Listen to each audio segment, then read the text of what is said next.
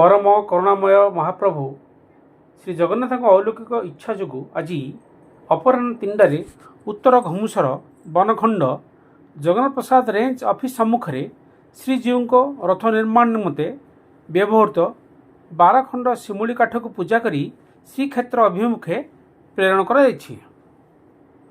जगन्नाथ प्रसाद ranger सुचिता राणी पंडा होमयज्ञ कार्य संपादन करथिले।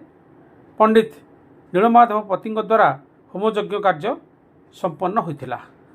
मान्यवर जगन्नाथ प्रसाद विचार विभागीय विचारपति श्रीमती वर्षा महांती मध्य होमयज्ञ पूजा अर्चना कार्य जोग देइथिले।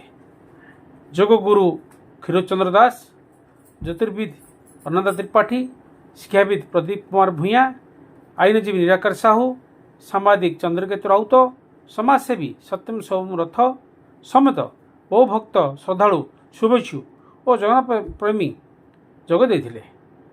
जगन्नाथ प्रसाद रेंज कार्यालय वनपाल सुकांत नायक, वनपाल चंद्रशेखर पाणिग्राही, वासुदेव सेठी, मिता पलई, यमुना सेठी और समस्त कर्मचारी उपस्थित रही कार्यक्रम परिचालना करथिले।